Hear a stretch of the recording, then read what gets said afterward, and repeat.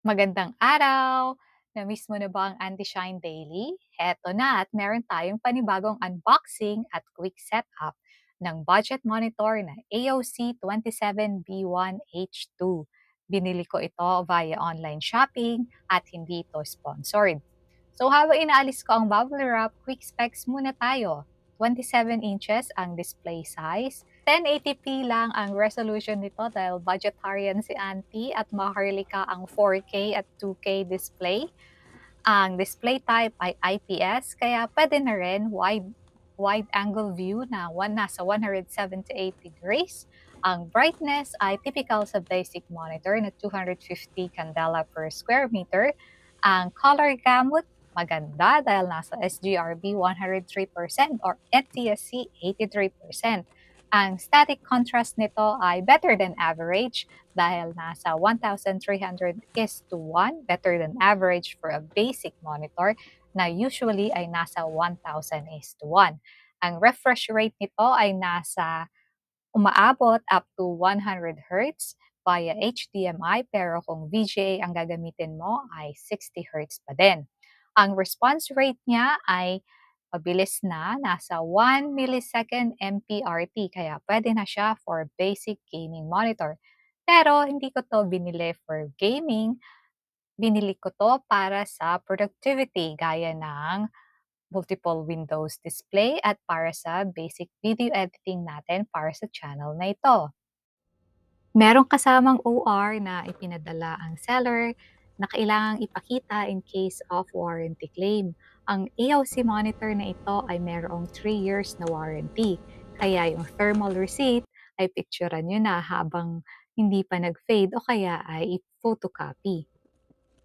Ayan, ituloy na natin ang unboxing.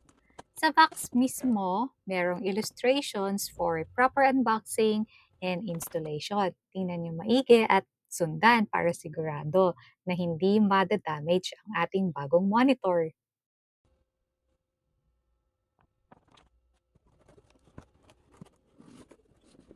Namali ako ng latag kaya baliktarin natin. Dapat yung harap ay nakataob o kumbaga front side down. Ito naman ang mga inclusions. Isang HDMI cable, isang power brick or AC adapter, isang power cord na may 2 pin, perfect sa common power outlet sa Pinas.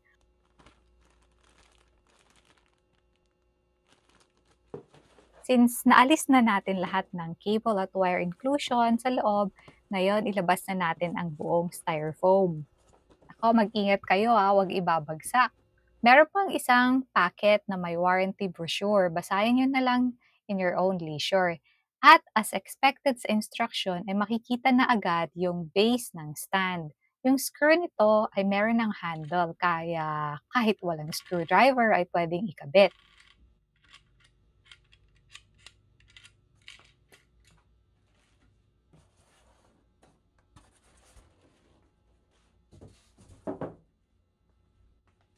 Yung vertical portion ng stand naman ay naka-screw na rin sa likod ng monitor. I-reposition ko lang saglit para malapit sa akin yung ilalim ng stand. Tip, huwag niyo munang aalisin yung styrofoam cover para iwas gasgas at huwag din hahawakan yung screen para iwas damage at oil transfer mula sa daliri natin. Quick run through tayo sa ports. Meron itong isang HDMI version 1.4, isang VGA, isang 3.5mm audio jack output para sa inyong external speaker or earphones dahil wala itong built-in speaker. Sa pinakagilid ay yung power adapter. Meron din itong Kensington lock malapit sa gitna at Visa mount compatible na din na may sukat na 75mm by 75mm. Sa kabilang side ay nandyan yung buttons para sa power at OSD menu or on-screen display menu. Ilagay na natin yung base ng stand. Merong notch portion at siguraduhin lang na sa bandang likod yun.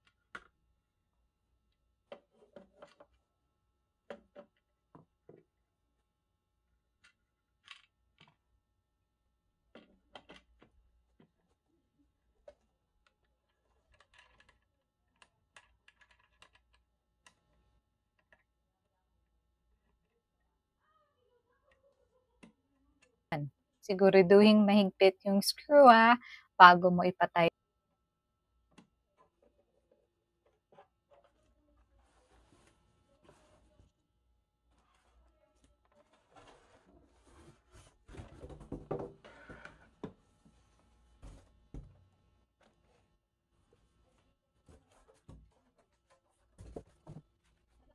Ayan, na-assemble na natin. Pwede mo na alisin yung styrofoam cover. Sobrang bilis at dali lang, di ba? Madaldal lang si auntie.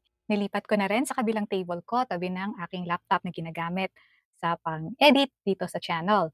Kinabit ko na yung HDMI papunta sa laptop at saka sa likod ng monitor. Ganun din yung power adapter ng monitor.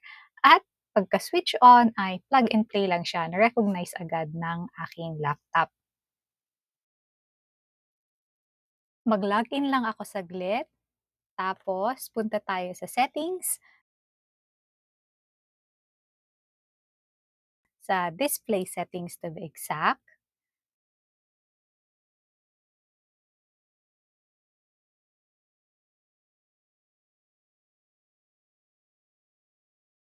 Tapos scroll lang tayo pababa para ma-access yung advanced display settings.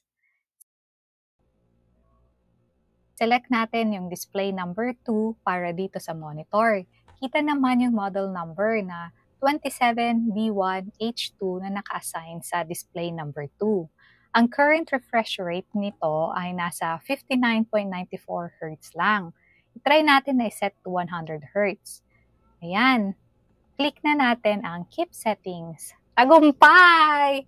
Abot nga ng 100 Hz ang refresh rate via HDMI. Sa next video, sa part 2 ay gawan natin ang short review kung pasado ba as basic productivity monitor, especially based sa nabanggit ko na needs ko. Pa-like and subscribe na din. Salamat at kita-kits sa next video.